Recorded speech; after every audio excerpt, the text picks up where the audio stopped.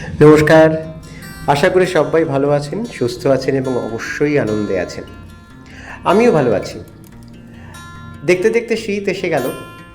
আজকে ডিসেম্বর মাসেরও 7 তারিখ এবং সেই সঙ্গে সঙ্গে এটাও জানিয়ে রাখি যে আমার ছাদ বাগান এখন ফুলে ফুলে ভর্তি হয়ে উঠেছে। কিছু কিছু জিনিস আপনাদের সঙ্গে শেয়ার করার জন্যই আজকে এই ভিডিওটা। চলে এলাম কালী পুজোর ঠিক আগের দিনটাতে। আপনাদের নিশ্চয়ই মনে আছে এর আগের ভিডিওতে আমি কালী পুজোর প্রস্তুতির কিছু ক্লিপিংস আপনাদের সামনে তুলে ধরেছিলাম।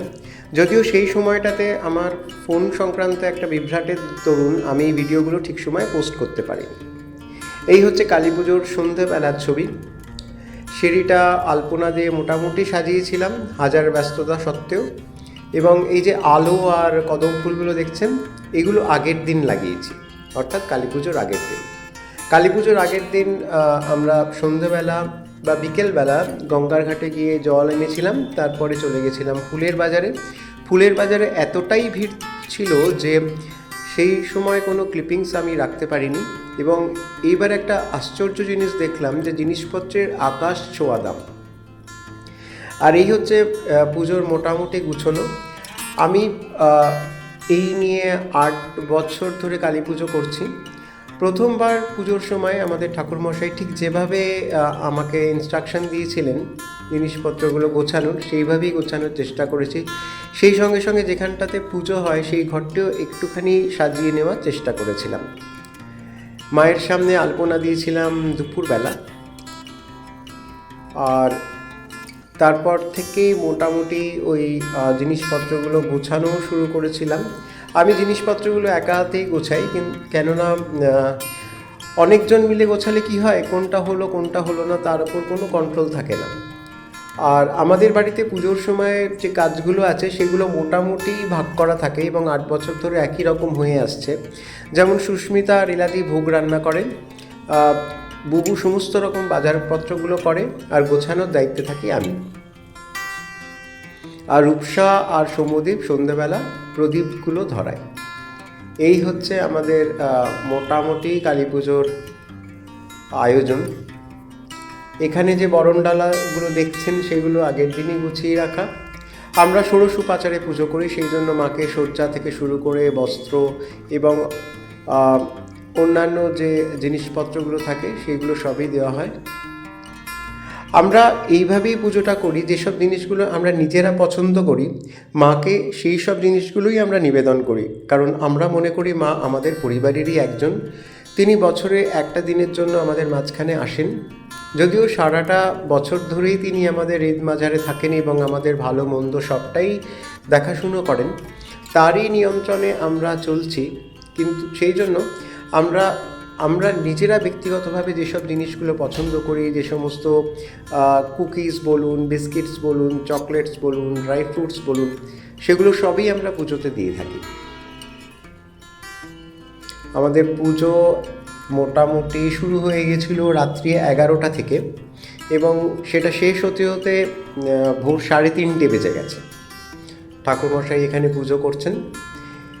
এই ঠাকুরমশাই আমাদের বাড়ির সমস্ত পুজো করেন এবং 8 বছর ধরে ইনিই কালী পুজোটা করে আসছেন। মাঝখানে গত বছর ওনার শারীরিক অসুস্থতার জন্য পুজোর দিন ওনার ছেলে এসেছিল, কিন্তু বিসর্জন অর্থাৎ দর্পণ বিসর্জনটা উনি নিজে হাতেই করেছেন। এখানে বুবু আর সুস্মিতা বসে বসে ওই 108টি প্রদীপ যেটা মাকে অর্পণ করা হয় সেটা গুছাচ্ছিল। পুজো শেষ পর্যায়ে মাকে ভোগ দেওয়া হয়েছিল। এবার ভোগে ছিল লুচি, সঙ্গে 5 রকম ভাজা, 2 রকম তরকারি, ডাল এবং বিভিন্ন ধরনের মিষ্টি। পুজো এখন মোটামুটি শেষ পর্যায়ে। এখানে মাকে 108টি দীপ প্রদান করা হয়েছে এবং সেই সঙ্গে সঙ্গে এখন চলছে আরতি। কালী পুজোটা একটা রাতের ব্যাপার হলো, এর প্রস্তুতিটা কিন্তু চলে অনেক দিন ধরে। আমরা একটু একটু করে সমস্ত জিনিসপত্রগুলো গুছিয়ে রাখি মাকে নিবেদন করার জন্য, এবং আমাদের মনে হয় যে বাড়িতে একজন অতিথি এলে তাকে ঠিক যেভাবে, মানে অতিথি বলতে খুব কাছের একজন আসলে পরে তাকে ঠিক যেভাবে আদর আপ্যায়ন করা হয়, আমরাও পুজোটা ঠিক সেইভাবেই করি বা করার চেষ্টা করি। এখানে চলছে যজ্ঞ। এখানে মায়ের উদ্দেশ্যে 108টা বেলপাতা অর্পণ করা হয় এবং ভৈরবের উদ্দেশ্যে 28টি বেলপাতা অর্পণ করা হয়।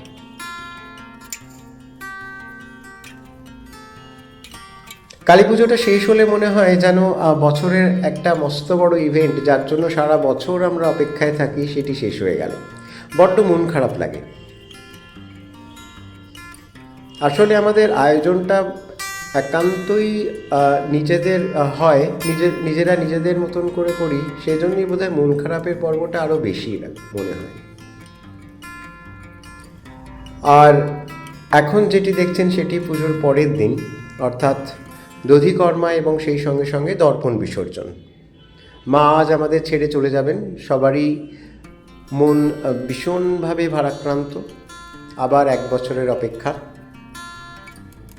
ঠাকুরমশাই সকাল সকাল চলে এসছেন। তিনি এসে আমাদের বাড়ির মহাদেবকে যথাবিধি পুজো করে তারপরে মায়ের পুজো শুরু করলেন।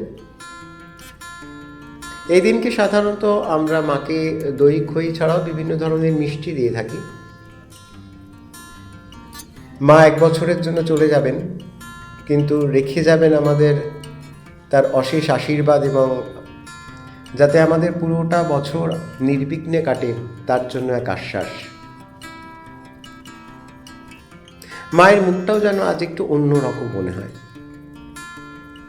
প্রিয়জনকে ছেড়ে চলে যাওয়ার আগে যেমন একটা বিষাদ ভর করে চোখে মুখে, ঠিক সেই রকম।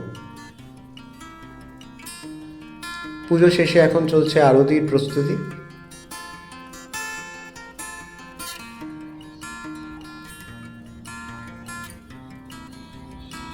এইবার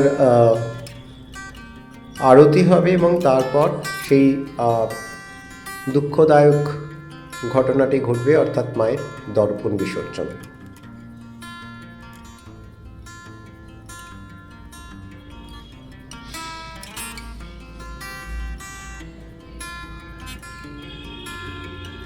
এই সময়টা সত্যি কথা বলতে কি চোখে প্রায় জলই চলে আসে।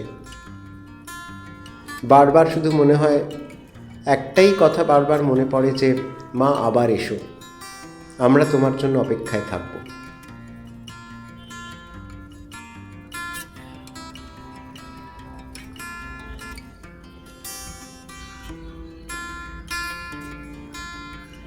ঠাকুরমশাইরা বোধ হয় মনটা একটু খারাপই হয়, কারণ আগের দিন উনি যে উৎসাহে আরতিটা করেন, পরের দিন আরতি করার মধ্যে বেশ একটা বিষণ্ণতা কাজ করে। আর এই মায়ের দর্পণ বিসর্জন, মা এবারের মতো চলে গেলেন আমাদের ছেড়ে, কিন্তু হৃদয়াসনে উনি পড়ে থাকবেন। আর এখানে এরাদি মাকে বরণ করছেন, অর্থাৎ মায়ের মূর্তি কিছুক্ষণের মধ্যেই আমরা বিসর্জনের জন্য নিয়ে যাব। আমি কোনো বছর বিসর্জনে যাই না সাধারণত। এই বছর আমি বাড়িতেই ছিলাম, কিন্তু এরকমও বছর গেছে যখন আমি অফিসে চলে গেছি, সকালবেলা সমস্ত কিছু বুঝছি।